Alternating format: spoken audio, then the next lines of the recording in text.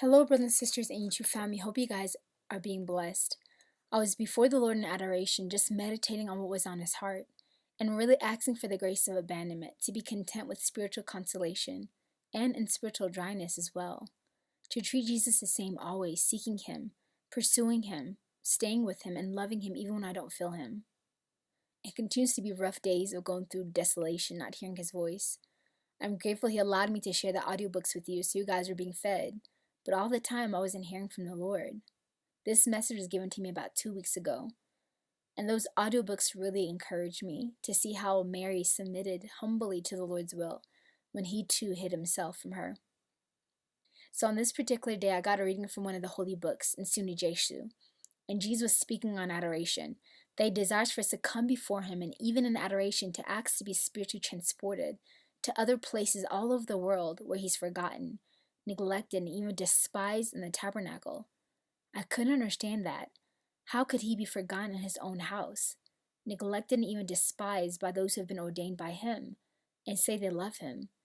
So I asked Jesus, please transport me, Lord, to these places, so I can come and keep you company, and love you for those who won't love you as they should. Immediately after saying that, I saw myself just hovering. Then I dropped into a simple church, with dark wood doors and pews.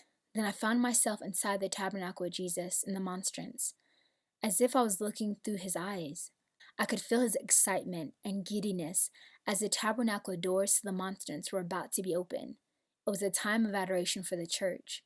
I could see the priest coming. Then he opened the doors of the tabernacle to expose Jesus.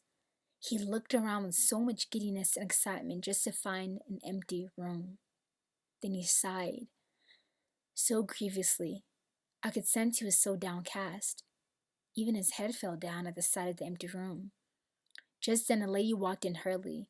I thought for sure that would lift up Jesus' spirits. However, he just glanced up for a moment and sighed again as he put his head down. I didn't understand as I asked in my heart, but Lord, there's a soul here. And he spoke to my heart that she wasn't all there for him, but just to seem pious. In fact, she was on her phone most of the time making arrangements for what she wanted to do the following day. Not there to love Jesus, talk with him, or just be with him. As tears started rolling down my cheeks because I felt so sad for Jesus. Then I was taken to another tabernacle, and there stood a priest who was just finishing the Lord's Supper, Mass as it's called. It seemed he had no desire, fire, or love for the Lord in the Eucharist. He was just going through the motions. No real faith that Jesus was standing right before him. As he was more concerned with those in the crowds, other priests, and important people he wanted to impress instead. As I continued to cry, my heart aching for Jesus. Lastly, I then was taken to another tabernacle. There again, I was there with Jesus inside the monstrance. It's as if he allowed me to feel what was going on inside his heart, and also hear what was going on around him. So in there, the tabernacle doors were closed, and he was in a room all alone. I saw two souls walk in the room, a man and a woman. The man I assumed to be a priest or a leader in the church, and was discussing with the woman that maybe they should have a time of adoration in the church for the members. She, however, with contempt retorted that no one shows up anyway, so they should rather use that time to have a bake sale to raise donation for the church. More people would come, plus it would raise money for the church. They both agreed, talking as if Jesus was in their midst. When they said those words, I could feel the piercing pain of rejection in Jesus' heart as he continued to wait in the tabernacle for someone to love him. He was silent, and I was too as I cried yet again for Jesus. I told him I would come, I would be with him, I would adore him with tears in my eyes and my heart heavy. I now went back to each place spiritually, now as myself, and I walked up to each tabernacle, opening the doors and telling my beloved Jesus, I'm here, Lord, I love you and I adore you. I felt in my heart he wants all his brides to do adoration, to come before him and adore him, because he is literally, physically, and spiritually present there in the Holy Eucharist, body, soul, spirit, and divinity. He sees, hears, and feels everything. Jesus is there. The consecrated wafer becomes his real body. Jesus is there. My beloved Jesus, do you have anything to add? Jesus began, My beloved brides, I want you to come and adore me in the Blessed Sacrament, which is the sacrament of my love. You have no idea what consolation you bring me when you simply come. Truly, I am despised, neglected, and forgotten at most places, as the time of adoration has become almost a burden for many of my people, who are so caught up in the world, busyness of life, and have no idea the power and adoration before me. I'm not asking for hours, beloved ones. I'm simply asking for some of your time. For those who can do hours, you will be richly blessed. Adoring me is not the same as when you dine with me, when you do communion. No, my beloved little ones, it is a time where lovers exchange glances, where we bask in each other's presence and love grows, where I get to be with my lover and heal her heart, bind her wounds, and restore her soul spiritually and physically, I might add, when she comes in my presence. Because of the split in the church, many of my beloved ones have lost the sacrament, so you continue to sing to me, talk about me, preach about me, call forth my presence, my spirit, when I've made myself physically available to all who would come. As an aside here, he's talking about the Protestant church. We do sing about Jesus. We cry out that we want his presence, for heaven to invade the atmosphere of our church, the lost in the world. But we don't realize that he's made himself so readily available in the Holy Eucharist, which is a sacrament in the Catholic Church. When the Reformation came, we lost such a vital and great blessing in having Jesus physically present with us, to adore him, speak with him. But now the Lord is making it known to all, and available for all, no matter what denomination. Jesus continued, those who have grown up in a church with this privilege have lost just that, the sense of what a privilege, what a blessing it is to have me so physically and readily available to you, yet you don't come either.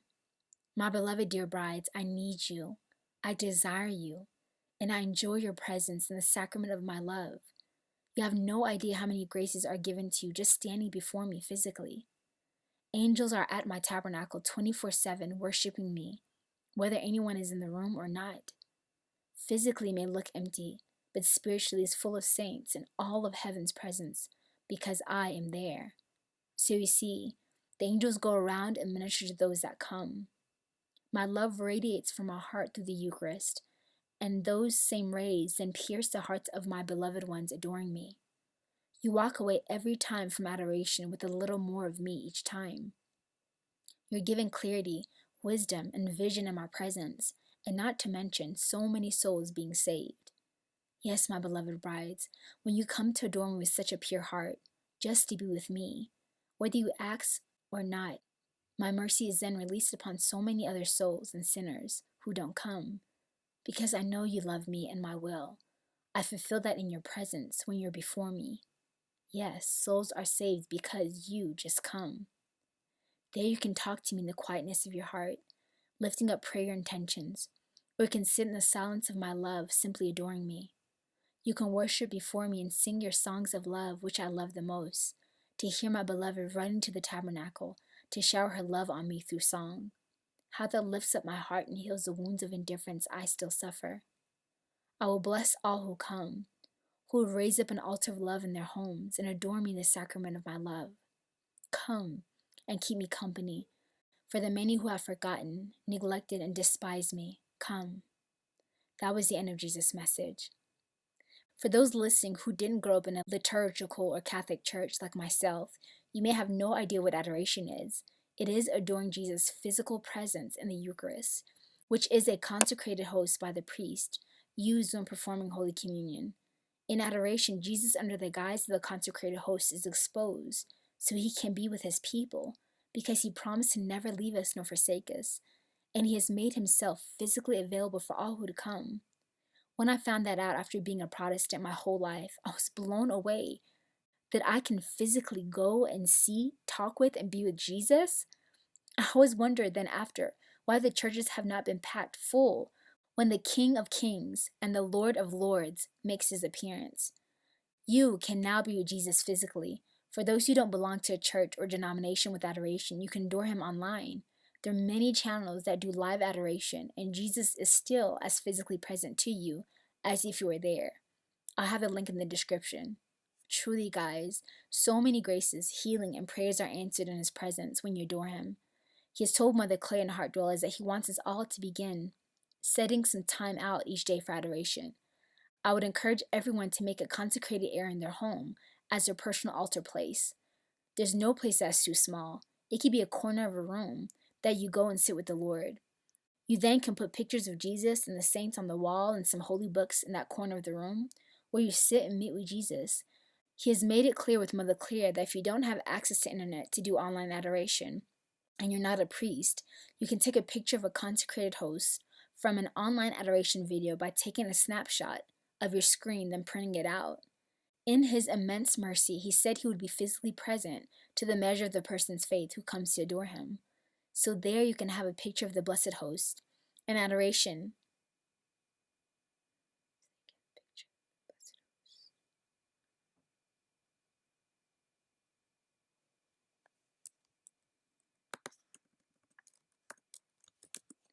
So there you can have a picture of the Blessed Host and adoring his image, which to him would be the same as adoring him.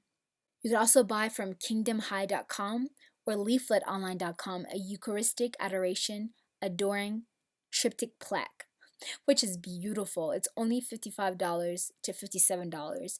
And you could then place the printout image of the Blessed Host and put it in there so you have him available every time you desire to do adoration.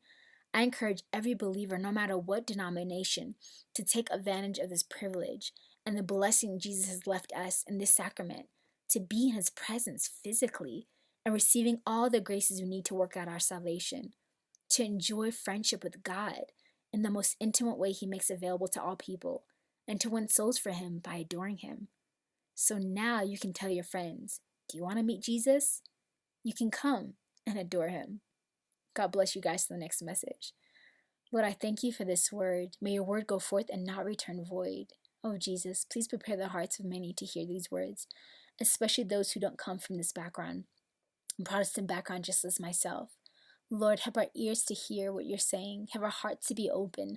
Lord, that you truly have made yourself so physically present here in this earth with us, Jesus. Increase our faith, Lord, that many will become to know and have faith and believe that you're truly present in Holy Communion. Give us a desire, Lord, to be with you, to dwell in your presence, to adore you, and help us to see, Lord, the benefit, the fruit that would come as we sit before your presence and allow you to do the amazing work in our souls. Jesus, I thank you.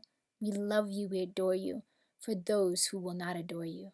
In Jesus' name, amen.